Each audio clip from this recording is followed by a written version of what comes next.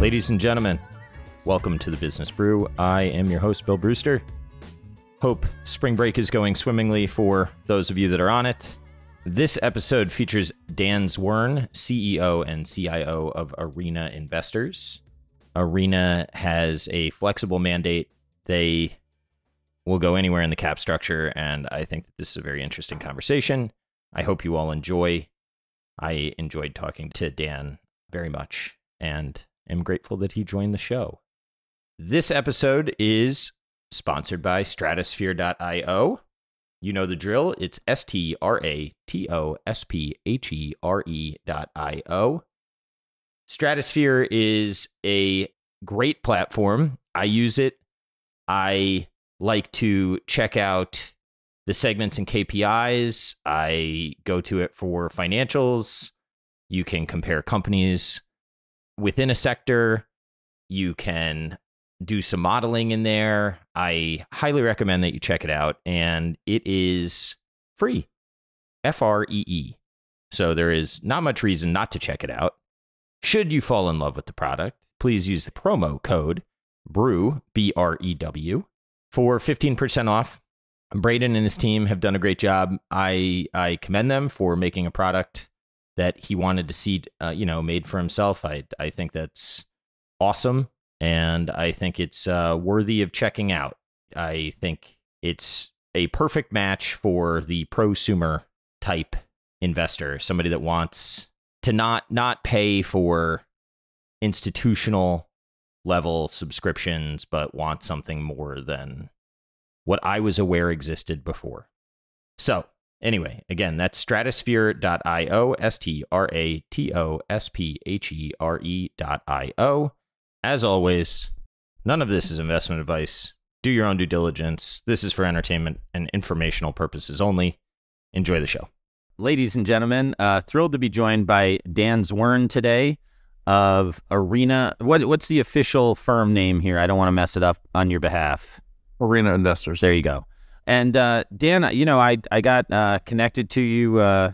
Josh Clarkson and Aaron are my contacts that I've been discussing things with, and Josh sent me your letter, and it was a pleasure to read. So I'm looking forward to this. And I typically do public markets equity focused conversations, and I'm really excited to talk to you because there's so much more in the world than that, and I think you're a fantastic person to chat with. So thanks for joining me. Thank you for having me. I appreciate it. Do you want to talk a little bit about what Arena does, and we'll kind of get the conversation started? And if you want to talk about your background and how you got into the private credit world, that'd be great.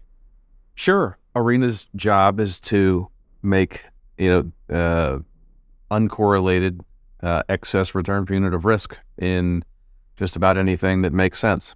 And so, ultimately, we think of ourselves as a global investment firm that has a mandate to really focus on process-oriented risk versus kind of security selection specifically across virtually every permutation of industry, geography, and product that you can think of, and really to minimize moral hazard, the inclination of people to kind of do what serves their narrow short-term interests longer than they should, which is a cause of a lot of investment blow-ups and has been for a long time. So I wouldn't actually, private credit is kind of a made-up term. It's not really a thing. As they say, lending is the world's second oldest business. The notion that it's done outside of a bank doesn't make it special or unspecial, right? And it's just one way to provide capital.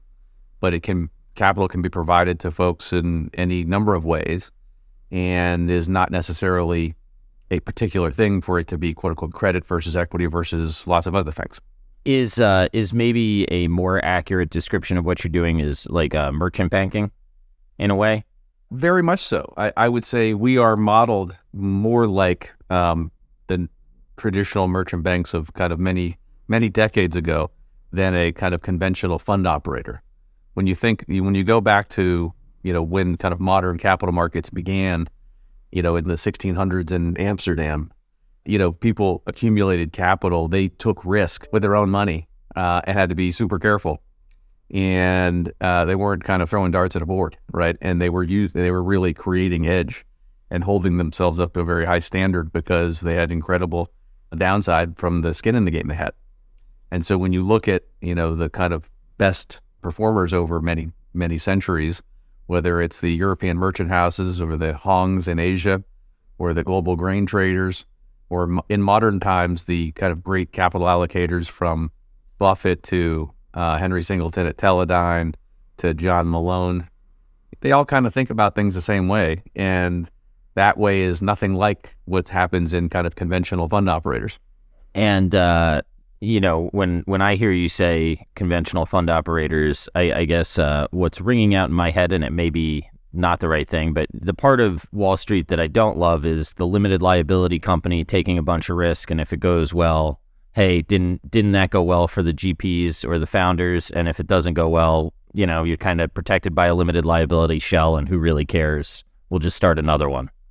Well, it's more than that. I mean, it's ultimately, there's an argument that post the GFC, a lot of alternative assets found themselves within the world of kind of pension-oriented drawdown style investors.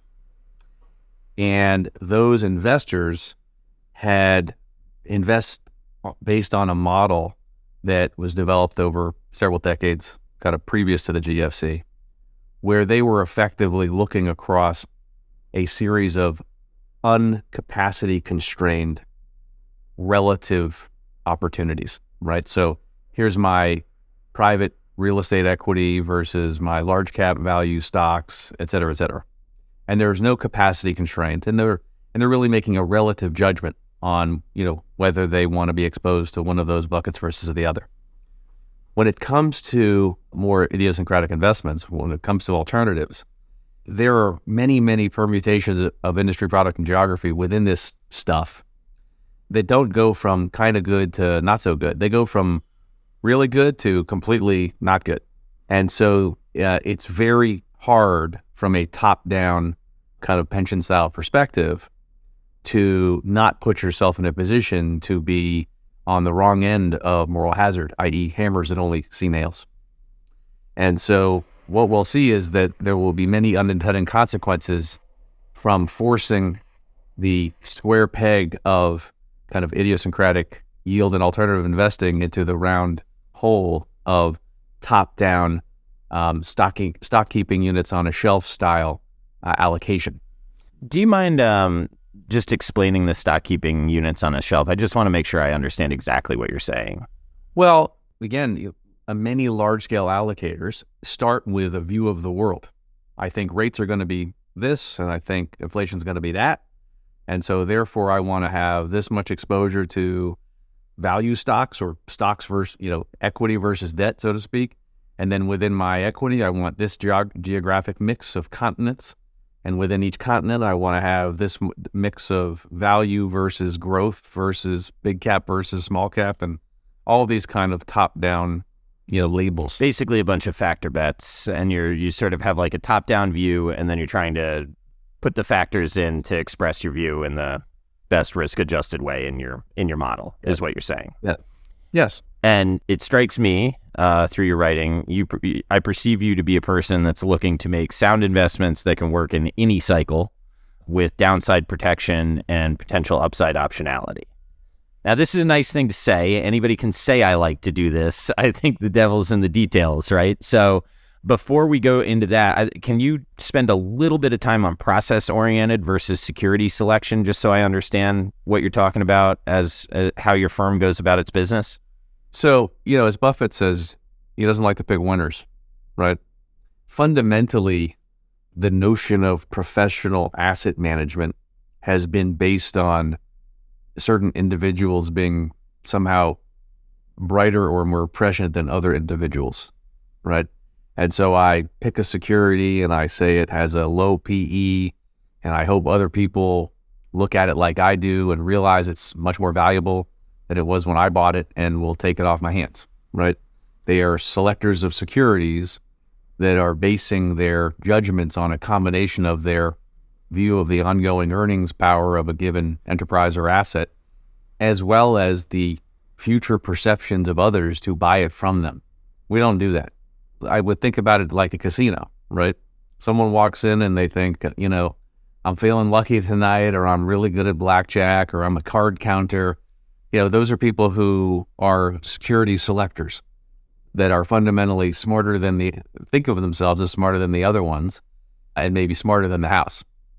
But the casino has the odds, right? It knows them down to the last basis point, and actually in a technologically enabled version of it actually can, pre-program effectively how much they're going to win. And so we like to say we want to be the casino, not the gambler. And when you think about the examples that I gave you, in most instances, those are folks who position themselves up front to be in that position versus, having to rely on hope or other factors external to them to crystallize value. So how did you go about creating a firm where you were in the position to have the house odds on your side more often? Well, so the trade-off, given that there's no free lunch, is you got to work really hard and you got to spend a lot of time and money setting that thing up, right? And so I think to do that, I originally looked into history and thought very hard about the particular sources of edge and capability that a lot of those historically capable folks who had the house on their side put together in order to make that the case. And really what it came down to was three things that I spent a bunch of time trying to put together. The first was the ability to invest with no mandate other than to make optimized risk-adjusted returns. So that seems pretty obvious, except that virtually very little institutional capital is set up that way, right? Most institutional capital is set up in a manner such that each given fund is a hammer that's looking for a type of nail, right? And so the ability to say, well, I know at first blush, this mandate looks like we could willy-nilly do anything, but actually it's risk mitigating because it means we have no incentive to do anything other than that which makes sense, and we'll immediately run from that which doesn't make sense, and therefore minimize moral hazard.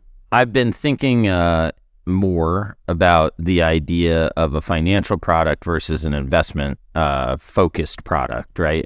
And maybe my head, I don't mean to be misquoting you, but my head is saying, a lot of funds and firms are sort of financial products that are looking for the right person to express their view through the financial product. And what you're striving to set up is a true investment product where you're protecting capital and focused on making returns in the way that you're comfortable putting all your, or I shouldn't say all your capital, but it's, you're aligned is the best way I know how to say it.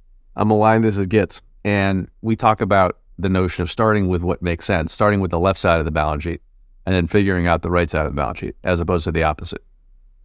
And by the way, that can be painfully more difficult, but ultimately it's the long-term right and greedy, a long-term greedy way to, set things up if you have the tolerance for it.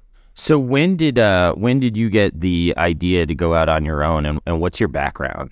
What you've built is something that doesn't just come out of the sky, right? You said it takes a lot of money and a lot of hard work and a lot of time.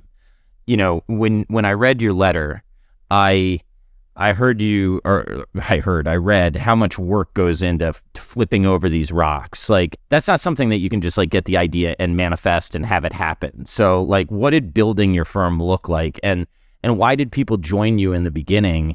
Just kind of to get a sense of what you brought to the table, because I think of, the implementation. It's impressive what you built. Thank you. Well, let me close the loop on the other two items because they're relevant to the discussion of then setting it up and how I came to be able to do it. The other two items, in addition to the flexibility of mandate, are the ability to quote unquote turn over rocks, to source things on a purely proprietary basis without kind of breaking the bank, so to speak. And the third is to actually create the kind of servicing infrastructure to make all the trains run on time. And so with regard to the second one, which is that notion of a proprietary sourcing, what I found was that what I really used was the model of actually the Asian hongs who, if you go back to the kind of time of the Opium Wars and soon after, right, there were leading Hong Kong-based houses basically that dominated Asian trade, and they had individuals, for instance, when they went to Korea, who were native Koreans, who were aligned with them economically, who gave them the ability to be the home team, even though they weren't Korean themselves, right? They had them in Japan and they had them in, other places. And this notion of, at the time, they referred to it as a comprador, but this notion of a variable cost efficient, hyper-aligned partner that's there when you need them, when you're focused on a given area, was pretty good, pretty interesting. And we saw it in modern times done by a lot of the internal proprietary groups of the investment banks up till the GFC. Okay. And so this notion of having business units that have a domain capability and employees that have expertise that is exploitable throughout a cycle, but having highly complementary joint ventures that have very particular sourcing, analytical, or service capabilities to which you want variable cost efficient hyper-aligned access as a complement of reporting into and partnering with those business units is a very interesting model. Has been to us and has worked over the centuries. And so in addition to our 8 business units globally, we have between 40 and 50 of these joint ventures, which give us the ability to kind of, again, turn over an enormous number of rocks and have them turned over by people with unbelievably narrow and focused expertise who are putting up major skin in the game, right? And so are not hammers that only see nails. And so when you create that kind of confederacy or agglomeration of capabilities, all turning over rocks, suddenly you have this kind of, as we call it, a Darwinian funnel of optimized return per unit of risk. And you can see quite obviously where the good stuff is and where the bad stuff is.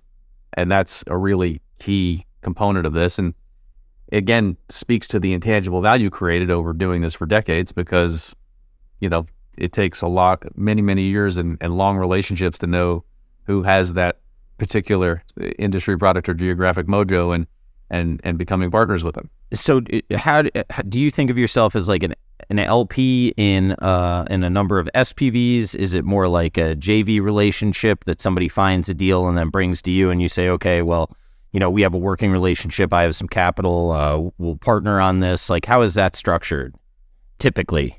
We're not anybody's LP.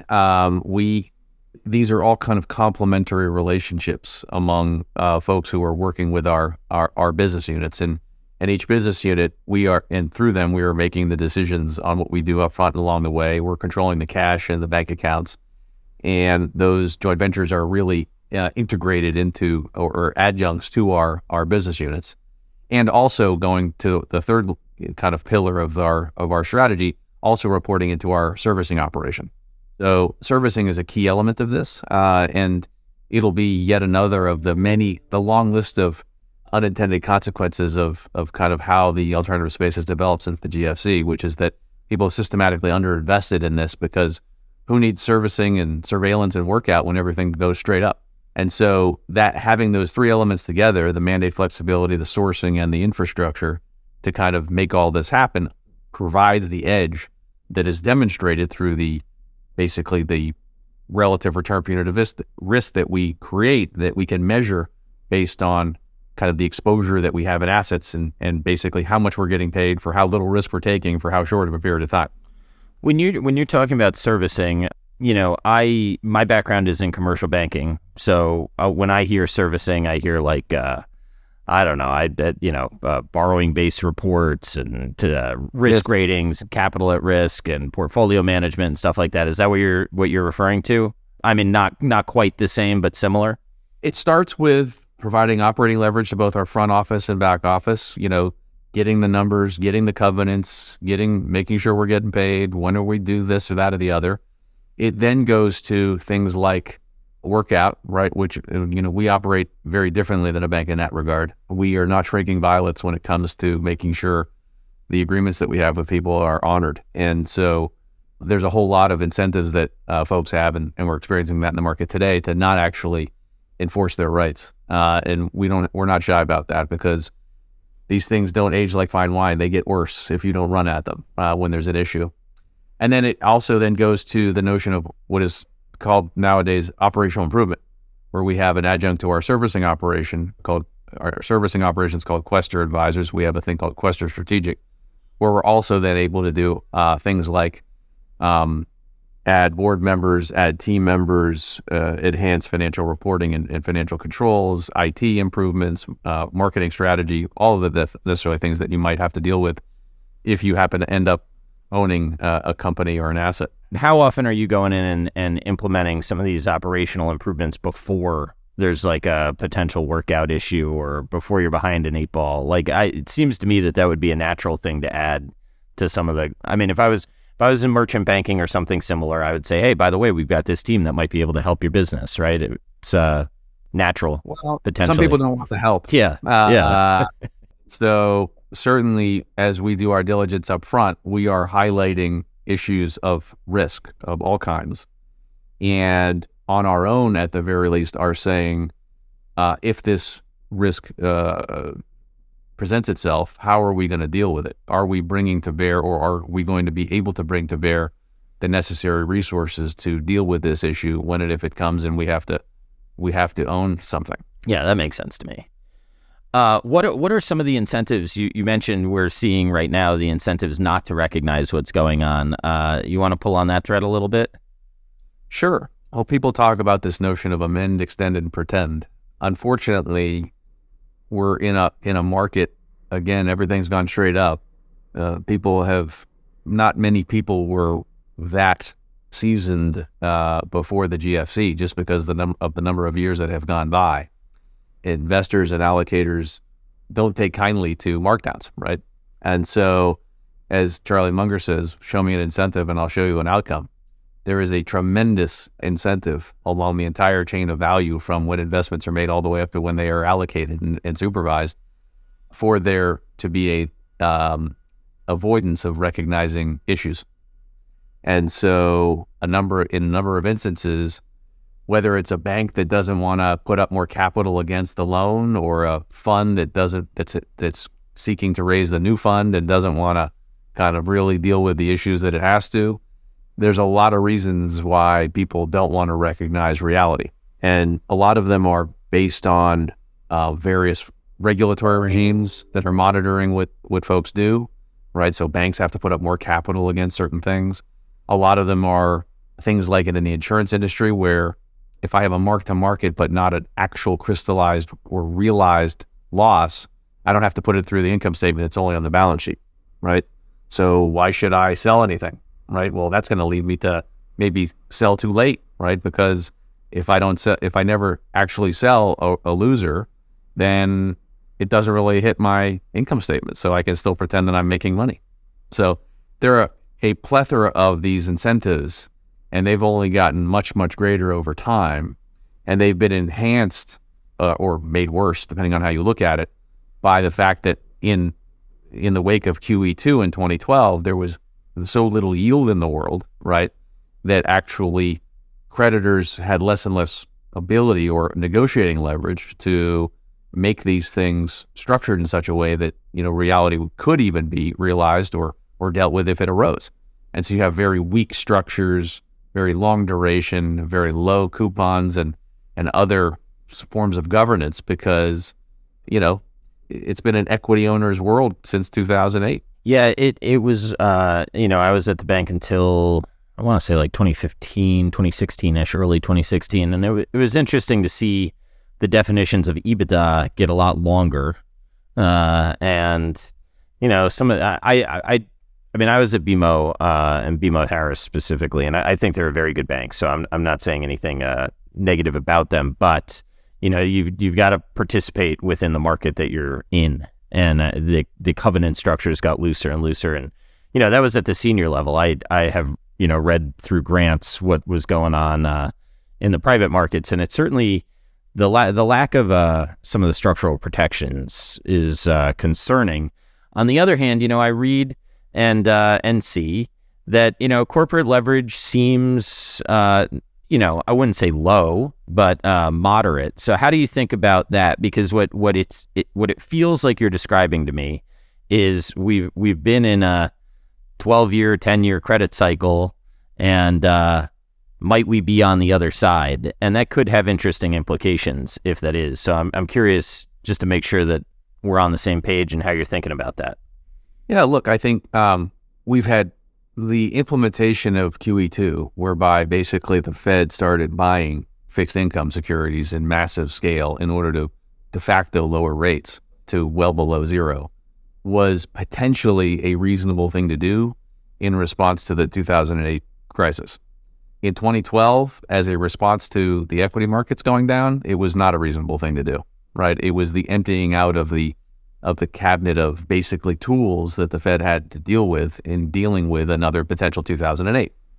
And so it was really arguably terribly irresponsible, and it created basically the largest asset bubble that there's ever been.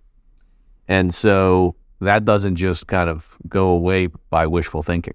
And furthermore, at its best, it could be dealt with through kind of benign neglect, whereby you have a kind of post-90s Japan where you kind of bear the brunt of a massive asset bubble spread out over decades.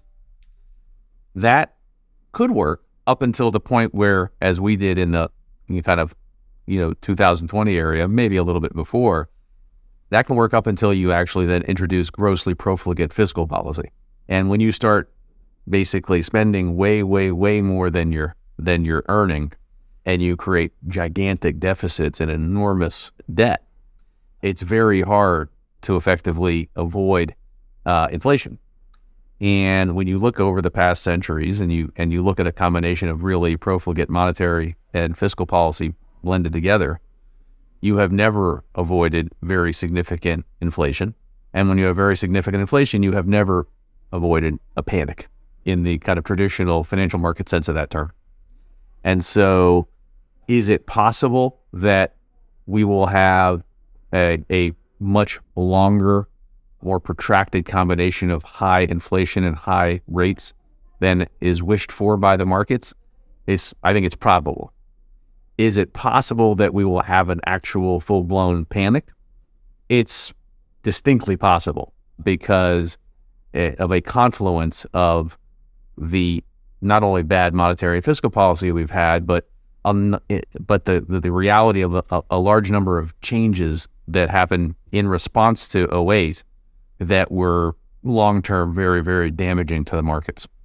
And so I think a guy called Russell Napier was very bright in the UK, wrote a paper on this, but he likened our situation to the wake of a world war, right? So in World War II, all of the major governments of the world borrowed tremendously. They invested in capital equipment and other resources that were expended or effectively destroyed in the prosecuting of the war, and then we're left with a huge debt without assets against it.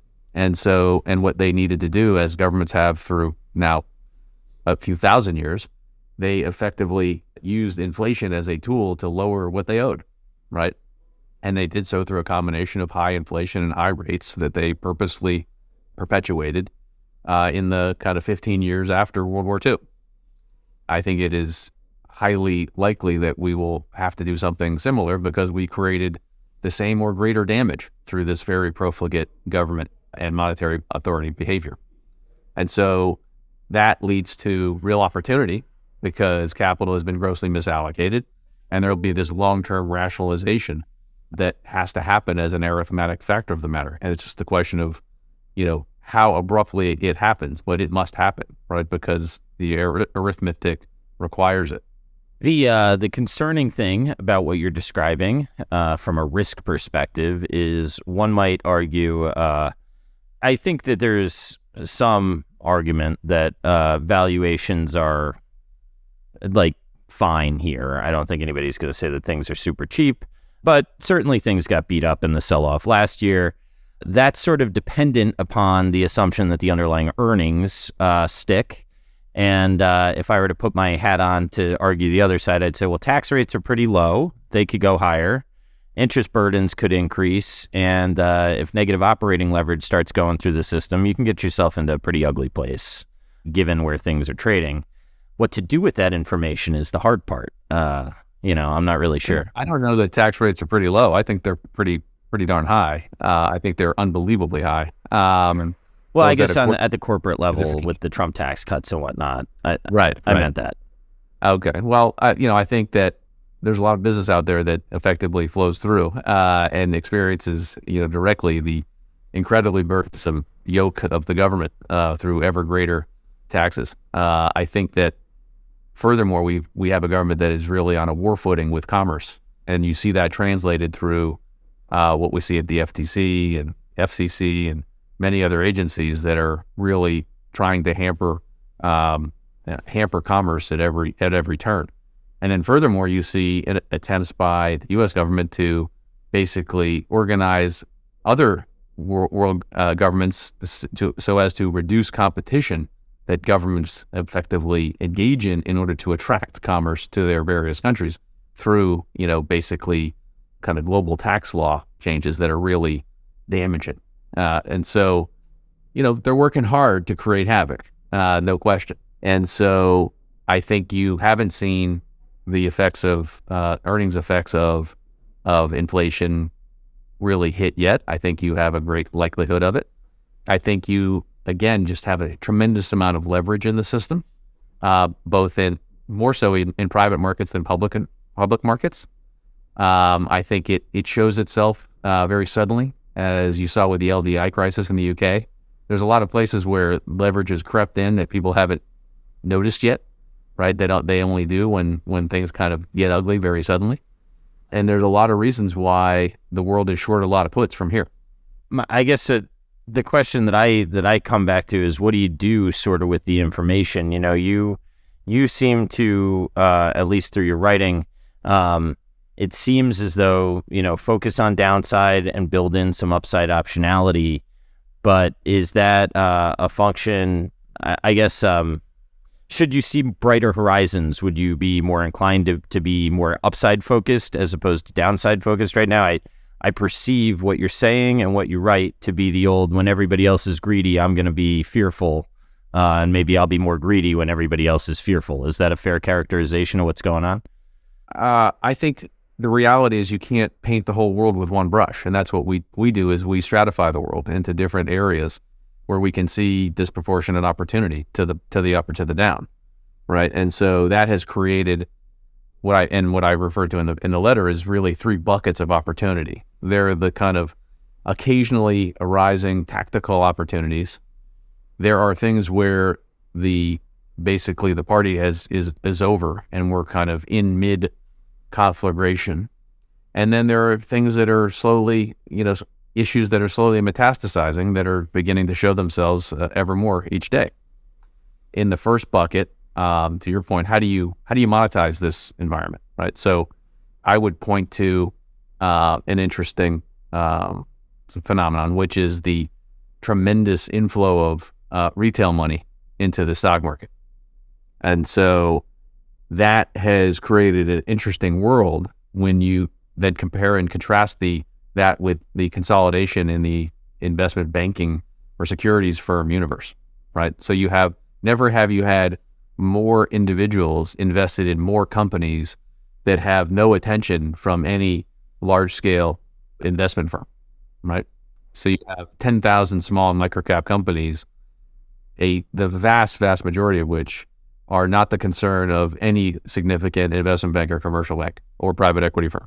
So what do you do with that? What opportunities does that create? So as an example, we have a business around the world providing various forms of more esoteric convertible securities to those businesses, right? That you wouldn't otherwise provide were they to have a lower level of liquidity that they would if not for the presence of this massive influx of retail investors. So that's an example where it's an incredibly interesting opportunity. People, as an example, ripped from the headlines, you saw the Bed Bath & Beyond situation, right? They were able to access financing to avoid bankruptcy, at least for the time being, because they still had a very significant market cap and a lot of liquidity in that stock. And that provided the basis by which people could invest on a kind of structured basis that wasn't exposing those new investors to the ultimate fundamental performance of that enterprise. Yeah. That's an interesting case because that company has bought back so many shares as it died, and then here it is issuing shares to. They're doing their fiduciary duty to the company, but I would argue to investors, perhaps not. On the other hand, I guess if the liquidity's there, take it. I don't know how I feel about that whole thing. It doesn't make me feel good inside. Well, is it better than zero? Yeah, I suppose. Though it may go there anyway. It very well may. Yeah. Not today. Yeah. Yeah, that's right. Yeah. So there are these tactical opportunities that arise in the markets that are very compelling. There are, in the second bucket I mentioned, things like the entire world of venture and growth was an enormous bubble that is now evolving and providing great opportunities for people who might, for instance, provide credit to folks who are incredibly disinclined to raise incredibly dilutive equity, right? And so there's a trade-off there with some of those enterprises that are good businesses, but where they effectively enjoyed the benefits of negative cost equity for the last 14 years. And so that, and they effectively substituted growth for profitability. And now they're starting to kind of have to think like normal businesses again. So there's real opportunities.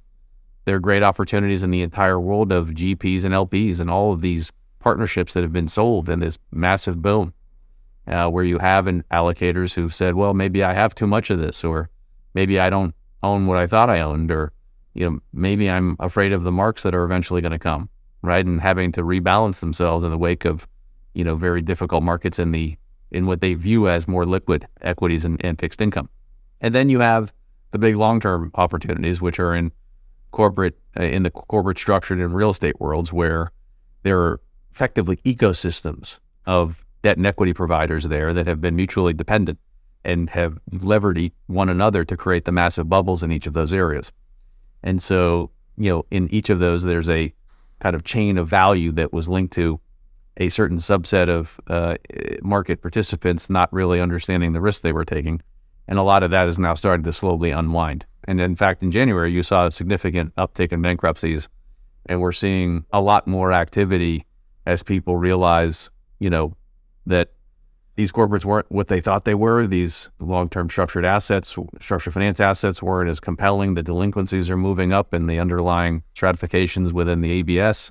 And in real estate, not only do you have all of that and that massive bubble, but the effects of the long-term effects of work from home and what that's going to mean for the world of CRE generally, that all of those chickens are just starting to really kind of come home to roost. Yeah. On the last point, I'm going to be kind of interesting to see what tough times do to work from home. I probably should have executed this idea earlier, but I wouldn't be shocked to see office have a bump, but maybe not. That's why I didn't do it, because I haven't done the work to have an opinion, but will be interesting to watch in the future. When I was reading your letter, you talk about LTVs, and the thought that I had was, okay, well, if your loan to value is only as good as the assumption of the value. Right. So what you're describing to me sounds like there's potentially risk to people's perceptions of the value in the loan to value. How do you avoid getting into that trap? And how much of the LTV that you're thinking about is like theoretically enterprise value air, for lack of a better term, versus backed by hard assets? Well, I think you want to go back to the source. Again, you refer back to Ben Graham and Buffett and others, right?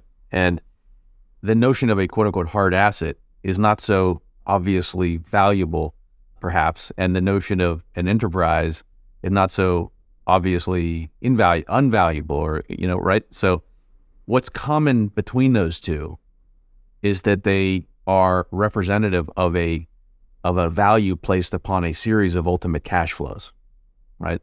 So people say, well, I'm a hard asset lender, right? So I have no problems because it's a hard asset.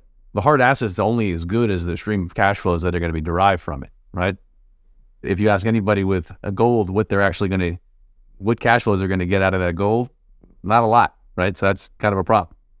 And so, yes, we like hard assets for sure, but we're always looking at the stream of cash flow that will be derived from them, and the discount rate we're going to apply to that, right? Or the cap rate, if you want to look at that, right? And in a world where rates are, 500 wider than they were very recently and potentially moving higher, that has implications for the required rate of return from any given asset that I must get, and therefore the multiple of that asset that I'll apply when thinking about what that V or value is.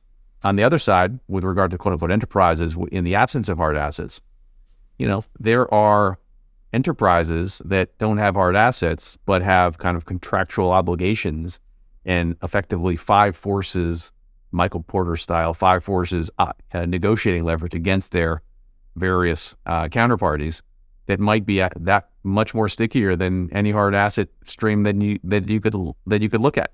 As an example, look at an Oracle and how excruciating it is to get them out of your enterprise once they're in your enterprise. Yeah. Right?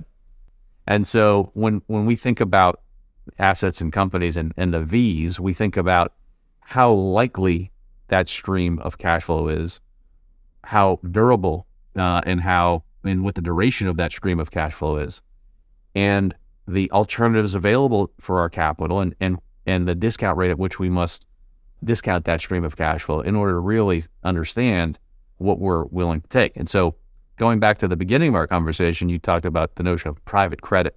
And I said, well, that's not really a thing, right? People kind of made that up in order to sell investment product. If you took someone who looked at streams of cash flows and tried to discount them, and you looked at the opportunities available today, you'd say, well, a good place to be is in the top of a capital structure, right? To own the kind of free optionality that comes from being senior, right? But if it were 1973 or 4 and the implosion of the markets had already happened, and you could buy equities at a 20 or 25% unlevered free cash flow yield, you'd say, well, I don't want to be a lender then because I effectively have that benefit by owning the enterprise, and I might as well get all the upside, right? So we're gonna move in and out of capital structures based on valuations that are in turn based on real assessments of actual streams of cash flow, and we're going to kind of pick our place in the capital structure to optimize, the market's perception of that. Yeah. I mean, that makes sense to me. It's a very interesting time because I think there's so many incentives, and myself, someone included, to just want the party to continue to go on. And then I think sometimes when I say to myself, okay, let's just take a step back here and think about, if I were selling assets into this market, what's the probability that I look back and I say, boy, I really gave something away? I think that's a pretty low probability. Might it go higher? Yeah, it may go higher, but I don't think this is one of those regret moments where you're selling at a 2008 bottom. And I hope that we can all agree on that. And then, I get myself thinking, well, the investment community writ large, all the incentives are to stay long, right? And then when it doesn't work, well, we all said stay long together and just stay long because now it'll work from here, right? Now the returns are great. The returns are never that bad forward looking, right? It's a very interesting time to live. And I did a historical look back on CPI versus the 5 and 10 year. And right now we are not exactly synced up on where we may be headed, right? So if inflation's not coming down, I don't think there's any law out there that says that bonds have to give real return. I think there's theoretically some version of the world where there's so much capital that you don't get a real return, but it doesn't make a whole lot of sense to me. And if bonds go higher, I could see things going lower as the math may work. But it's interesting. I've never lived through this period. Kind of feels like we're at the end of a party potentially, and nobody wants to turn the lights out. It does, but markets can be ignorant longer than you can be solvent, and so we're never ones to bet on the timing of any of that. We're pretty darn certain of is there's going to be a lot more volatility in the world, a lot more distortions, and a lot more dispersion on a return being of risk basis, and so we want to be a beneficiary of that, right? We're a casino, and there's never been more gamblers, and so we want to wave them all into the casino, and we want, if they are feeling really upside oriented or downside oriented, we want to give them every way to play we can.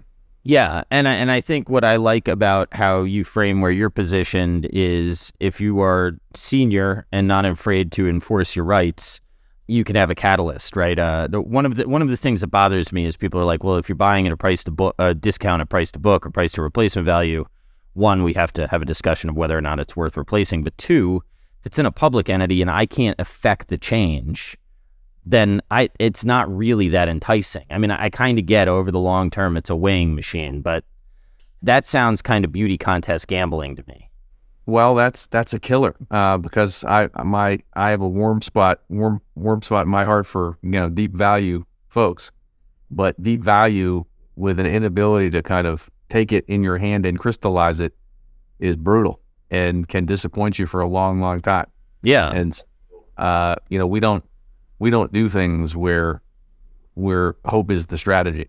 I guess to play devil's advocate, they might say, well, hope's not the strategy, the long term is the strategy, but I'm more in your camp. I mean, I think when I look back at some of the stuff that Buffett did, he was the guy that drew the line and said, get inventory below here, right? He was the guy that was liquidating stuff. Now, maybe he said it's not. I think with Graham had a real focus on, here's a liquidating entity. The guy already said he's going to liquidate it, and I'm going to effectively be the beneficiary of the last puff on the cigar. I think as Buffett evolved and he started to see the opportunities and things that were sustainable, five forces, defensible franchises, and he started doing this at a time, but it really scaled at a time basically in the wake of 1973 when it was spectacular. But he was looking at it in the way that we're talking about, which is never mind the price, right? Am I happy to get this unlevered free cash flow yield? And so what will force the issue is the production of large amounts of free cash flow, right? Then can I then screen for stewards of that capital that are aligned with my interests?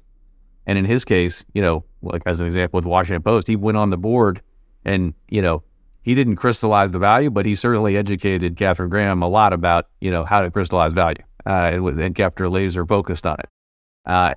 And he was a good scout of the combination of great moated franchises with great stewards of capital. And you put those two together, and that's pretty interesting. There's a lot of people who have worse businesses or are bad stewards of capital or are misaligned in their interests. And, you can kind of yell and scream at them and send them all the 13D letters you want. They're not going to do what they need to do. Yeah, that's right. And that I was saying to Aaron before we hopped on the call, I read Ben Graham and I thought I knew every answer. And then I realized I didn't even know the right questions to ask. And now I'm trying to get better at asking those questions. But I think the alignment of interests or the ability to effectuate change is a very, very, very important part of what I look for these days. Let's say we do go into a default cycle. I think, one of the myths, so to speak, is that, defaults are bad and equate to losses. Do you mind riffing on that a little bit? Sure. Well, I think, again, one of the other unintended consequences of kind of how the credit markets are set up is that there is this notion of what is called basically a focus on defaults and coverage. So if you look at the way banks look at their assets, insurance companies look at their assets, rating agencies evaluate credit, they're very focused on, how many times, what is the likelihood of a default on a given borrower's credit? And if there is a default, what will be the losses, right? And so if I'm hyper focused on defaults and cash flow coverage, I can optimize for that by writing very weak lending documents. So then there's nothing to default for. And I can charge a really low level of interest that the cash flow available will more than handily cover.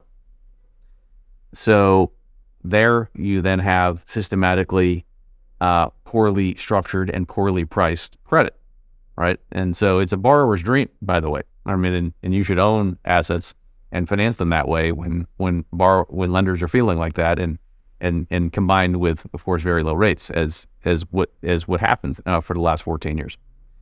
The reality is what matters is not defaults, but severity. How much you're actually going to lose, and not coverage of interest, but leverage, right? So I would argue that I want to have plenty of defaults because I want to write lending documents that are really tight. if you say you're going to make, X plus 5 and X plus 10 amount of cash flow, then, within 95% of that, do it, right? Or recognize that the fundamental risk reward of what the lender has provided you is different now, and a different level of compensation is warranted because you weren't able to make those numbers, right? And so covenants, should be tight, and when defaults happen, it should be known, and there shouldn't be negative consequences for that, right? Because that actually is a good thing. It means you're doing your job. You're focusing yourself and your counterparty on performing. Similarly, if I think about what is going to drive the outcome of a credit-oriented investment, the fact that it covers its interest is not that interesting to me, right? By definition, if I'm doing my job as a creditor, I actually want a coverage of interest to basically logarithmically descend toward 1, right? Because if I'm doing my job, if there's $1 of cash flow, ideally, if I'm an aggressive creditor, I would like to have as much of that dollar as possible, which will end up providing a very low coverage, right? But that's okay, because there's only so much cash flow and someone's got to have it. And if I'm providing credit, I'd rather have as much of it as possible and therefore have a low coverage. So real quick, I don't mean to, but why are term loan Bs so prevalent if that's the case, right? You've got no prepayments, you've got nothing. Is it just for the origination fee and the ancillary banking that comes with it? Well, there's moral hazard around the creation of fees and the fact that some other guy's taking the risk. So why not? Yeah, you create it and then you syndicate it out, collect the fees and move on, do the next. Or it goes into a CLO structure managed by someone that doesn't have skin in the game, that in turn is financed by incredibly cheap financing on the debt side, and on the equity side, people who are willing to own other people's CLO equity and effectively let them make lots of money in management fees while they get, they face the moral hazard of, what's going to ultimately happen when they're involved in loans that are 11 times levered. Man, I like talking to you. I like how you say what you think. It's nice to hear. It's refreshing. Well, but doesn't diversification, solve all these problems? Aren't you fine if you're diversified among, credit alternatives? Well, I think the notion of diversity is one that's underappreciated as well. People have made a lot of studies on, how many stocks do you need in order to be appropriately diverse? And, plus or minus, people talk about 30 as a particular number, but those are based on basically a normal distribution of return outcomes. If you are a creditor, right, you actually don't have a normal distribution of outcomes because you have a capped upside, right? And so what you have looks less like a pool of stocks and more like a pool of insurance risks, right? Yeah. And so if I were an insurance company, I would never, concentrate just on Japanese earthquake, right? Even though for 99 years, I might have a great time, but during that 1 year, I'm done. Yeah. Right. Avoid the tail risk. Exactly. And so I think the mathematics of that reality imply a level of diversity that is not frequently prevalent in a lot of kind of credit-oriented funds. It is in banks at many instances. But that then begs the question of, do you have the resources necessary to originate and surveil a sufficient number of risks such that you have an optimally idiosyncratic risk mitigated portfolio? And the answer is that's difficult, right? Because it's hard to have, 75 names when, 15 will do, except 15 might work for a PE firm. It's not going to work for a pool of private credits where if you have one problem, you're done. Does the 15 that works for a PE firm, we're at a part of the cycle, and I'm talking longer term here, where you're able to hit like that one big winner, right? And like venture capital has been, I don't want to say bailed out because it's by design, but they've got like these massive winners. Are we learning that lesson because of where we are in the cycle? And if you're maybe 5 years forward and equity valuations are a little more depressed, like do the same rules apply, right? Or are we learning some of the wrong lessons right now? Well, look, I think venture capital is a unique animal. And what you're talking about is the hope, right? And the reality is that venture capitalists like to use this notion of the power law, if you're familiar with that, right?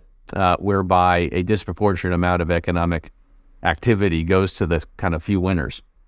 What they don't like to do is apply it to their own industry. And the reality is there's a few winners in venture capital. And because they have the best relationships and have been a beneficiary of the virtuous circle of, I did X deals, so I get the next Y deals because they're the best too, and they want to associate with the guy who did the X deals, et cetera, et cetera. But the other 99% of venture capitalists, if you look at their returns over time, it's ugly. It's really ugly, right? Yeah. And certainly not worth the existential financial risk that you're taking when you're investing over time in that area. And so, those very special firms in the venture world are very special, but they're special because they are the beneficiaries of a power law dynamic that has allowed them to effectively own convexity. So as we come into this very difficult market in their world, my guess is the very small number of them that are on the right side of that equation are going to say, look, this last one or two has been really rough, but we're special. And by the way, a lot of them are run by billionaires. So they're going to say, we're going to put in hundreds of millions or $1 billion into this new fund, right? And they're going to be a beneficiary of all the damage that's happening to all of the other 99% in their world. Yeah, the strong get stronger in tough times may apply there as well. Absolutely. Yeah, interesting. Do you mind explaining, we talked a little bit about CLOs, and I apologize for being a bit of a fifth grader on this topic. I know it's a collateralized loan obligation. I understand what people own, but I don't fully understand why people own the equity versus why people own other parts of a CLO. I mean, what is CLO equity and why am I buying it? And what am I looking for there? Sure. Well, I would think you worked at a bank. Yeah. Right. I would look at a CLO as just a kind of mini bank, right? So a bank basically has, let's say a bank puts up $1, an owner of a bank puts up $1 of equity. It takes in $9 of deposits and uses that $10, right, to go make 10 loans of $1 each. That's it. That's a bank. And the hope is that by virtue of putting up that $1 of equity, the yield on my 10 loans will be higher than the cost of the deposits I have for the $9, right, that I paired with my $1 in order to make the $10 worth of loans. And the basic construct there is that I'm the manager of the bank and it's my dollar, right? So I'm probably going to be pretty focused on making sure those 10 loans are the right loans. CLO business, slightly different. I'm going to open up a bank. I'm going to raise $9 worth of, instead of deposits, I'm going to borrow $9 in the form of bonds, right? And then I'm going to use your money as the equity. And I'm going to put in nothing. And then I'm going to make $10 worth of loans. But now I'm someone who hasn't put up the dollar that's below the deposits, or in this case, that's below the bonds, right? Yeah. And so I have a big call option, and it's actually really big, right? Why is it really big? Well, because I get to charge a fee on the $10 worth of loans just for showing up. I get an additional fee if it happens that the yield on those loans minus the cost of the bonds is positive, right? So I get kind of some upside. I am correlated, my outcome is correlated in that respect with the equity providers. But furthermore, if I can do, 3 or 5 or 8 or 10 or 15 of those deals, my stream of income might be capitalized by 10x by someone who might buy it from me, right? So I've got a monster size call option off your back, right? And it's kind of, I've turned down the ability to do this, too many times, and it's a great business stream of income to have, if you don't mind explaining why you lost people their money. Correct me if I'm wrong, but wasn't CLO equity okay post 2008? Yeah, so it turned out that the loans that were on the balance sheets of CLOs in the crisis ended up making enough return, total return, such that after the payment of the interest on their bonds and the principal of their bonds, they ultimately enabled the people who provided the equity to do reasonably well, right? So they experienced mark to market that was, sometimes down 90+%, but it all came back. And unfortunately, that gave a lot of people confidence that it always works that way. And as a result, it created a tremendous bid to make a lot of these CLOs, which created a tremendous bid to be a lender in leverage finance at now the most aggressive time that it's ever been in that world. And so the fundamental quality of the loans that went into those CLOs post-GFC was much diminished relative to pre-GFC. And so that very same equity risk is a arguably very different risk. Now, if people keep showing up to provide that equity, right, you'll effectively save the people who made that investment, right? Because you'll create demand for more leverage loans. That'll create demand to refinance the people who have those loans, which will effectively save the bacon of the people who provided that CLO equity. The reality is people are starting to realize, geez, I don't want to be the one holding the bag when this thing kind of all rolls back.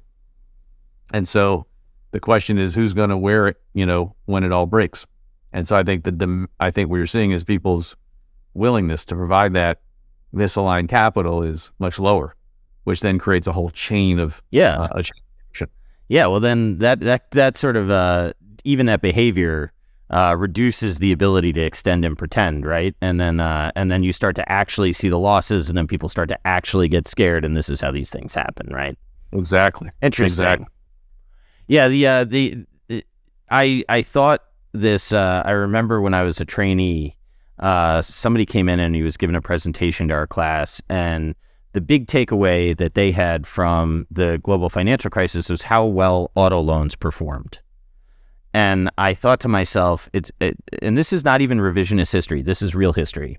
I thought to myself, it's going to be interesting to see how car loan terms progress going, forward. And it seems to me that they are longer than they have traditionally been, and potentially the LTVs are, still in line. But I'm going to be interested to see if we have the same takeaway the next time around. I tend to think that Wall Street gets a nugget of truth and then takes it a little too far. That would be my operating premise. Well, auto finance was looking really, really rough coming into COVID. And COVID was a massive, massive boon to auto finance. It really saved it, because suddenly you had consumers with money in their pocket from the government with ultra low rates and ultra high availability of finance. And so all of the people who had made and taken horrible profligate auto loans coming into COVID got saved, right? And it was really manna from heaven for the both borrowers and lenders in that space. And so the bubble got, blown up even bigger. And suddenly, people with, it's almost like the pre-GFC mortgage loans, which, if you'll recall, the ninja loans, no income, no job. Some people with relatively modest means were, get into that next $120,000 F-150. Yeah. Right. There's a lot of that. And when that backs up, it backs up enormously. Something that I'm thinking as we're talking is but the labor market's so tight. So, to the extent that some of the guys that work on, I'm building a house, and the guy that is making the money from laying my tile has me questioning my entire life choices. And I think I'm just going to send my kids to tile laying school as soon as I possibly can. Is there a scenario where that labor market tightness actually bails out? Maybe there are fewer defaults, but man, as I say that, it feels like wishful thinking, but maybe it happens. I think what you're seeing is an incredibly low level of labor force participation. And so there's only very low employment because it's as a percentage of those who are in the market to work. And so what you're then seeing is effectively the competition from the government to the job market. And so as you went through basically various forms of, you don't have to pay your rent, you don't have to make your mortgage payments, you're getting extra bennies, this, that, and the other way. People are like, well, why should I work if I'm going to make the same amount not working? All right. And so workforce participation is low, and that's an issue. Now, as Margaret Thatcher said, socialism works until you run out of other people's money. And so ultimately, we're at a $31 trillion national deficit and counting. And there's only so much free stuff that you can hand out before the dollars in which the free stuff is denominated need to be carried around in wheelbarrows. I agree with you. I guess the pushback that I would say is like, we've been hearing about this for so long and it hasn't happened. So might we be able to continue it? And again, as I say it out loud, I feel like it seems stupid to say, but it is the thought I've had because for so long I've heard this. Well, look, the question is, do you want to be the last guy to buy a $1,000 tulip? Probably not. No, I would prefer not to be. I guess I'd rather be a lender on perhaps a tulip farm, assuming that the tulips have utility. I was looking at some of your other. This is not the best segue I've ever had, but I was looking at some of your other myths. Distressed debt. Do you mind talking about that a little bit? Sure. That just goes to what we talked about with regard to labels in the investment product selling business, right? And so that happens to be one instance of the many distortions that are propagated by people trying to basically create the perception of there not being risk when there is risk in the things that they're selling. So in the case of this quote-unquote distressed debt, as you can imagine, let's say a company has $10 of bank debt, it raises $5 of subordinate bonds, and then had $5 of equity. And let's say the performance of the company goes, its cash flow goes down 25%. So its equity no longer has any value. And maybe its bank debt is trading at 80 and its bonds are trading at 30. There are people who buy that bond, right? And they call that distressed debt. But they're not really taking a debt risk, right? They're taking the equity, because after the cash flow goes down, the equity is not worth anything, and the guys who used to own the bonds are the equity now, right? And so you have two different. Whereas the buyer of the debt in a restructuring will likely get a new piece of debt, and or a very significant chunk of the equity as well, right? And is ultimately making much more of a credit-oriented risk. That in turn is a larger, an example of the larger phenomenon of this notion of, even, is there a thing called debt or equity, right? All of this is just a continuum of risk, from the very least amount of risk to the greatest amount of risk. And, this notion that debt and equity are two completely different things that have nothing to do with each other is not really real. It's just a way to make things simple, although not necessarily is it representative of reality. The interesting thing about, this past decade or whatever that we've lived through, and it's always the case, but man, to be safe, to be higher in the capital stack and to avoid the risk has been such a poor return that so many people have been pushed away from that thinking, right? And as it always happens, it may be the exact wrong time to stop thinking about that. This bounce in the equity markets has been interesting to watch. I don't trust it. Then there's the part of me that says the market's smarter than you, but then there's the part of me that says if you go down not betting on you, that's a pretty bad way to go down. So I don't know. This is, it's an interesting game we all play. I was asking Josh about your firm and why you're able to find what you're able to find as far as opportunity sets, and something that he said is he thought it was a function of size and where you play in the market, right? You're big enough to source deals that not anyone can source, but you're small enough that you can be nimble and pick your spots. One, I'd be curious whether or not you think that's an accurate description, and two, how do you think about scaling a product like that or a firm like that, or are you comfortable where you are in the ecosystem and just going to stay around there? Think of it in these last several years as being a 6 foot tall man walking in a flood, right? And the things that as the water level rises, and the water level is represented by bad risk reward, right? The larger opportunities are subsumed by the water. And if you're tall enough, you can stay above the floodwater in a series of things that, in the case of the last 14 years, tend to be smaller, that are therefore not the subject of those who are really in the asset accumulation business versus the investment business. And so that ability to kind of operate underneath the competitive umbrella created by the large scale operators who have grown by, leaps and bounds over the last many years has allowed us to not subject ourselves or our investors to the moral hazard that has been assumed by a lot of these folks. And so, interestingly, in this kind of market, as it gets worse, the opportunities really become like a barbell. So you have things that really implode and provide various forms of kind of opportunities because of the distortions in values and the volatility that arises. But you also have things that, on a risk-reward basis, maybe they're bigger than they have been in a while, or simpler than they have been in a while, because the people who otherwise would have occupied that space are otherwise dealing with issues that they've caused themselves by being participants in the kind of run up, to the sudden popping of the bubble.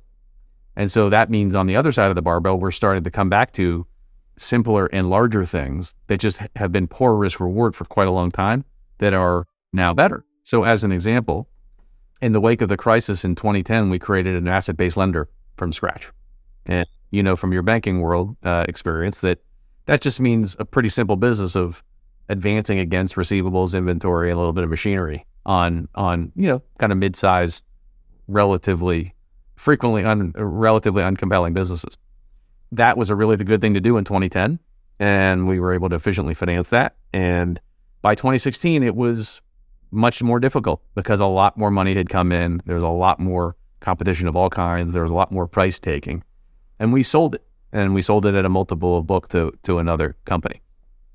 Well, about a year ago, it was looking good again, right? Because things got a little choppier. And we basically recreated the business we created in 2010 from zero, and are now as busy as we were in 2011, doing these very simple things at twice the return that we were doing them at the time that we sold the business in 2016. So things cycle. That's interesting. Has that coincided with banks tightening their lending standards? Has that been part of what's created the opportunity for you, or is it just generally a scarcity in that market? Like where's the incremental opportunity coming from, do you think? In a number of instances, these companies were provided or overbanked in some way, and their performance is diminished. And so when things start to get choppy, banks are never big fans of financing something, even when the hard assets are available. And it's actually a result of the way bank regulation works, which is that, as an example, if you're a normal, quote unquote, normal bank, you can't just kind of proclaim yourself capable of doing asset-based lending and doing it. There's a whole Potemkin village you need to construct so that you can say, well, we know asset-based lending and here are the people who do it. And it's a whole production, right? Arduous and nonsensical. And so there's kind of natural barriers that stop banks from just kind of moving capital toward this, when things get choppier, right? And so you have these people who were coming out of a bank who had issues servicing a normal bank loan, and the bank saying, we don't want you anymore, right? And so then you're in this different world. Okay, so is this the type of person that's maybe on like an accounts receivable and inventory borrowing base or whatever, but it's not like actually formally ABL, and then they have some credit deterioration, need to go to a formal ABL product, but another bank of that size doesn't have the ABL infrastructure, and then you walk in? Yes. That's smart, man. That's cool. It's got to be fun for you. It's always interesting. Yeah, well, to be able to exploit that opportunity.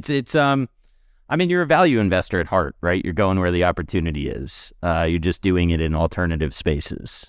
Absolutely. And again, if 1973 comes along, we'll buy stocks. Yeah. Right? But I wouldn't hold my breath for 1973, but we're indifferent to whether it comes. I have a couple of these conversations where I get off and I think I need to take a deep breath and kind of calm down, and this is going to be one of them. But, I appreciate very much you being candid in how you see things, and it's really refreshing to have a conversation like this. All right, Dan. Well, I don't want to let you out of here if you think we missed anything glaring, but if we did not, I want to say thanks for joining. So do you think that there's anything that we should add, or do you think we should wrap it there? No, I think that's good. Works for me. I'm always happy to, engage some more if it makes sense for you, but I think we covered the way we approach things, and we'll see how the markets turn out. Yeah, well, I agree, and I appreciate it. And should you ever want to come on, you got an open invite, just hit me up, and I'll say yes. Sounds good. All right. Thanks a lot. Thank you.